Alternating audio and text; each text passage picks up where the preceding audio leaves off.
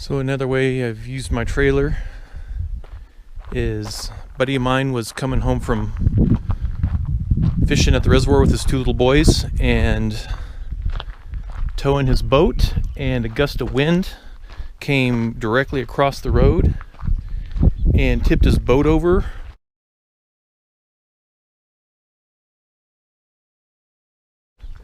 The hitch broke right here, and you can see the hitch up there with the winch and the stops for the boat to run into, and it just tore right there. So the boat flipped over, ended up on its top going across the road. Fortunately there's no cars coming the other way. Ended up on the meat and the shoulder on the other side, and the trailer of course broke. The tongue fell on the ground. The trailer ran into the back of the vehicle, but was no longer attached, obviously, because the chains are up there on that part. So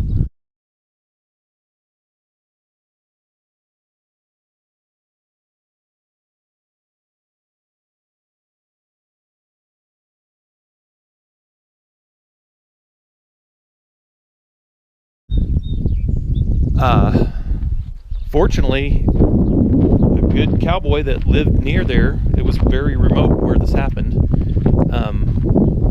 had access to a great awl and came over and flipped it over for him and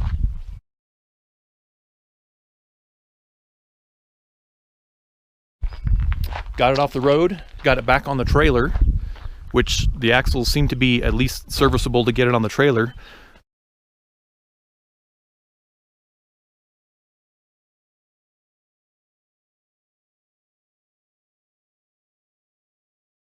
We showed up, my mechanic buddy and I showed up and helped those guys push it on the trailer, tied it down, and yeah.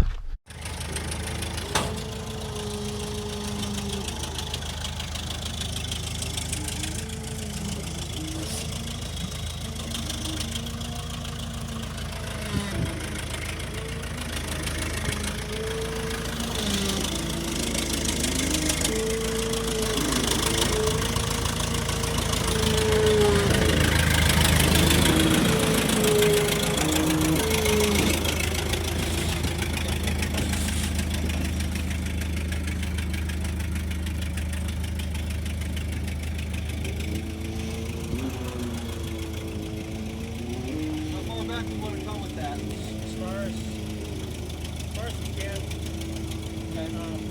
We might just put a piece of wood on the toolbox if it comes to that, but okay. Let's I think we keep coming. I think we could come. Come on, go up. Yeah, just so we'll get it leveled out. That's probably good right there. Because when he lets it down, we'll clear the toolbox. Oh, okay. So, yeah. Okay. So come on. Tell me how much you think. Tell me stop, and I'll tell him. Okay. Or give me an estimate. Come on.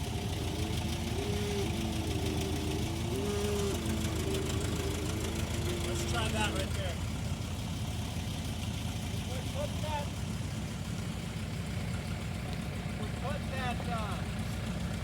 So the boomers came in handy for chains. As you know, if you've watched my trailer build videos in the past, I've ended up welding these ramps on, just so they're more permanent, but then you can't take them off when they're in the way like this, so we just tied them up out of the way. That seemed to work okay. We did strap it down, 2 straps in the back, 2 straps in the front, just to tie it tightly to the trailer, but thankfully my mechanic buddy was there, who also said, look at that could end up in a tire, who also said you need to make sure you keep it shifting forward and back, because these vertical straps aren't going to do that. So we put a couple chains on the front and the back. These are just the 10-foot, these are the 20-foot 5/16 grade 70 chains from Harbor Freight, and so I cut them in half and then put hooks on both ends, so I ended up with 4 10-foot chains.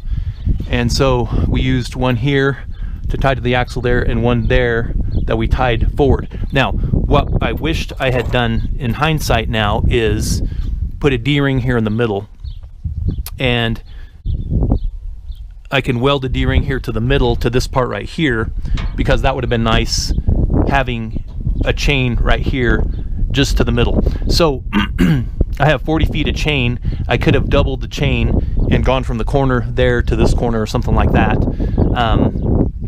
But it would have been nice just to have one in the middle. So I'm thinking about welding on a D-ring there. I've got an extra one in the garage. And also, as far as tying it down back here, I don't really have anything in the middle to tie it to. That's why we kind of offset the chains. So this chain's offset too, as you can see. And I ended up just hooking it on the trailer ramp right there. So, and that worked, but it would be nice to have a D-ring or something in the middle there that we could flip up and still tie a chain to if we just want to tie something right in the middle. Okay. Otherwise, you know, all these D-rings did pay off. It was nice having them. And at different locations, so we could put them in different spots here. Which, I did ruin a strap. See that? We originally had this strap not there, but there on that pocket. And so this had slid this way, and this piece of aluminum had started to tear a hole in the strap. So this strap's done. This is going in the trash. Or if I can shorten it and cut those pieces out, I will, but that's going to be a pretty short strap. And same thing there, there's a cut up there. I don't know if you can see that in the camera or not, but so yeah, kind of ruined a strap there, but that's okay. Straps are disposable, they're expendable. And so fortunately these axles are narrow and they fit between the wheel wells easily. If we did have to push it over this, we could have. The other thing that would have been nice about having a D-ring in the middle is, had we not had that grade awl to push this on here, we could have hooked up the come along right here to a center one, and that's always just easier, just to hook it up to one middle one rather than making a loop between those two. And that was always my plan. Well, I'll just make a loop, but then if I make a loop here and then tie my come along there, my come along is up down there instead of higher up here. So a little improvement that in this case I wish I had. All right, as you can see, it's didn't have a good time on its top. You can see where it hit the vehicle.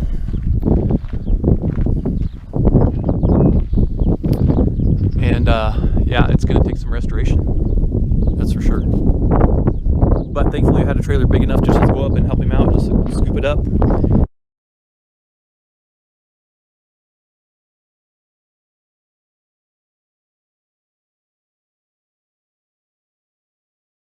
And get it on here. And thankfully, you know, this cowboy shows up, probably 35 years old, young, clean cut, good looking guy. Just, man, you guys had a bad time, let me help you out. And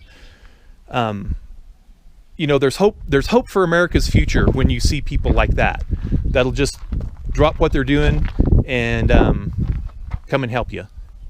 There's hope for America.